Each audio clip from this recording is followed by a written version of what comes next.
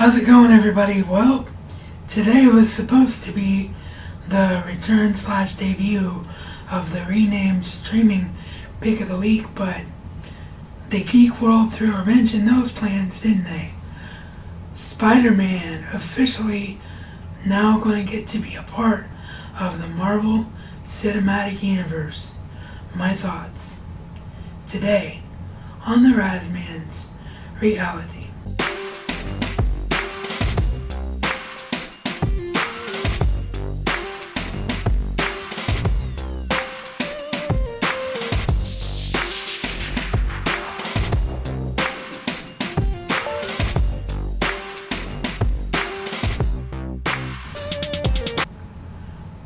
Man, oh man, have we been waiting a long time for this or what? Spider-Man and no more separation from the Marvel Cinematic Universe, Disney / Marvel, and Sony Pictures Entertainment struck a deal. They're going to be working together. Sony's not going to necessarily lose their rights. They're going to be working together on making Spider-Man a part of the Marvel Universe. Now, no word at the time of this recording, because even though this will probably go up mid-afternoon to give my last video around 24 hours playtime, I'm recording this at about 11 a.m. Eastern Standard Time as soon as I found out about it. So at the time of this recording, there's no word yet or confirmation yet of any kind as to what film Spidey is going to be in. But it reminds me of the wrestling type of situation where I mark out better if I don't know what's going to happen on screen. I never read spoilers for shows because I don't want to know ahead of time. And this is a similar thing. I just want to walk into the, metaphorically speaking, of course, with me, but I just want to go into Avengers Age of Ultron or Captain America Civil War, whichever one it's going to end up being, and go, holy crap, it's Spider-Man, yes. And obviously this is something that needed to happen for years. I mean, if you talk to 5 or 6 Joe or Jane Schmoes on the street and ask them who they associate with Marvel, the first character that's going to come out of their mouth is Spider-Man. Everybody loves Spider-Man. Who didn't grow up with a gajillion Spider-Man t-shirts and pajamas and underwear? Heck, I'm not going to name any names because I don't want to call anybody out or get anybody mad at me, but I know people in my personal life who are girls that walked around in Spider-Man pajamas and underwear. I mean, that's how big Spider-Man is. So I am very, very excited about this. This needed to happen. The idea that Spider-Man did not coincide with all this great stuff happening on screen with the rest of the Marvel characters is just insane. I hope that X-Men now is going to follow suit. I hope that Fox will see that this is beneficial to Sony as well as Marvel / Disney, and they follow suit with their cinematic rights, even though X-Men Days of Future Past was absolutely amazing and Fox is really doing well with X-Men. It would still be great to have X-Men officially part of the Marvel Cinematic Universe and be able to do things like the Wolverine meets Spider-Man episode from the animated series and stuff like that. So that's what I hope is next.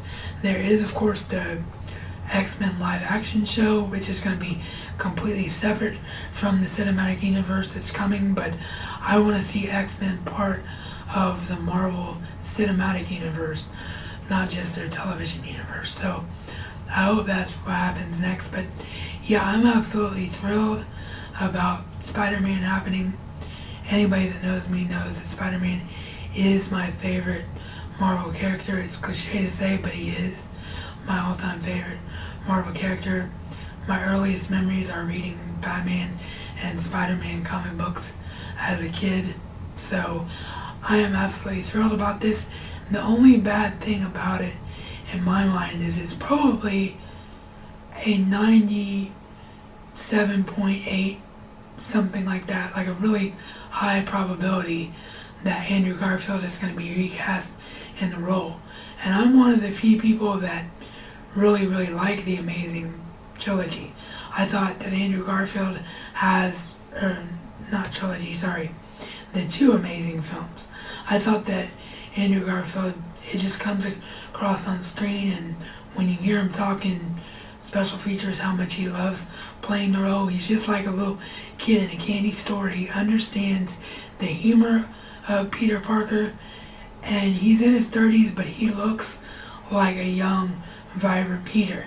He captures what that early Peter Parker is supposed to be all about, way more than Tobey Maguire ever did.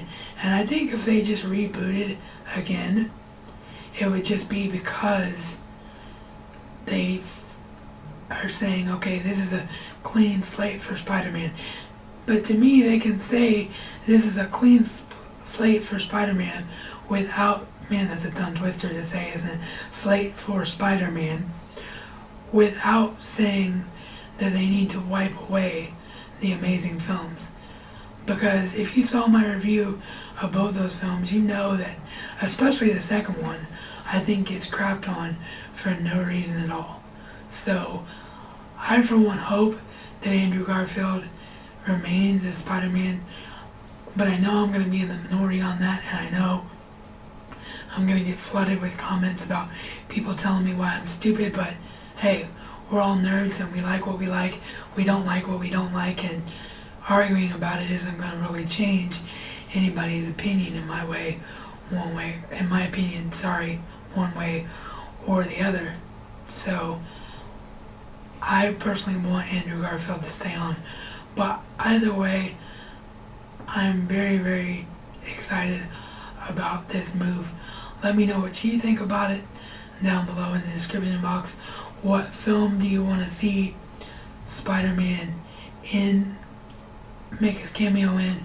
What do you want to see from the new 2017 Spider-Man movie that is going to be an official reboot for the franchise, yes, but like I say, doesn't necessarily have to be without an Andrew Garfield. Do you want Andrew Garfield to stay on as Spider-Man? Let me know all of that down below. As always, please subscribe if you like what you saw here today, and comment, and thumbs up, like, and share, because that always helps.